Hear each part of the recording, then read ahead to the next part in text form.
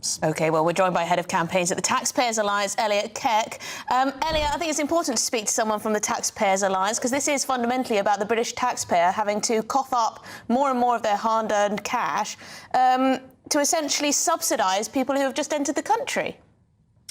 Yeah, that's right. And I think it's one thing for British taxpayers to support British nationals in their time of need, but British taxpayers can't support the needy of the whole world. And I think the most alarming statistic from the data out this morning was the data on those receiving universal credit with indefinite leave to remain, because that has doubled in less than 3 years. And that's, of course, before the Boris wave has really started to be seen into the figures. All of those hundreds of thousands, millions of people that arrived in 21, 22, 23, they'll be eligible for indefinite leave to remain in the years to come. And so this data could get a lot worse before it gets better.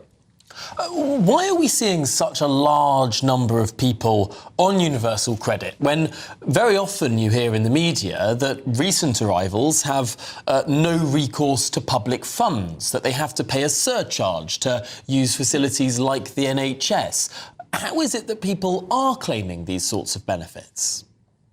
Well, if you are given refugee status, if your asylum application is approved, you're automatically eligible for benefits.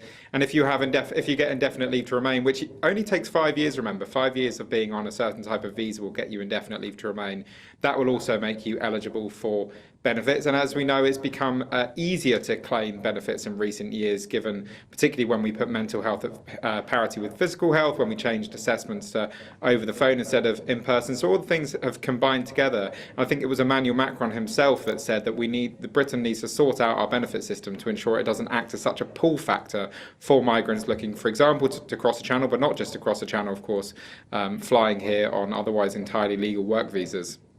And of course, we don't know how many people receiving universal credit at the moment have only just received their citizenship, for example, in this country, and therefore won't be counted in these statistics. So the problem could be even bigger than it is. So someone who's arrived a few years ago, but again, has never actually supported themselves entirely without benefits. Yeah, that's completely right. So included in the overall figures for people that were British citizens, were born as British citizens, may have ancestors going back to Britain for many generations. They are lumped in with people that, as you say, could have got citizenship in the last 2-3 months, could have got citizenship in the last 2-3 years. So I would quite like to see that data broken down as well to tell a full picture. I think it's a positive step that this data has been published. We have not had this level of granularity before, but I think there is still more to come. Yeah, it's quite astonishing, isn't it?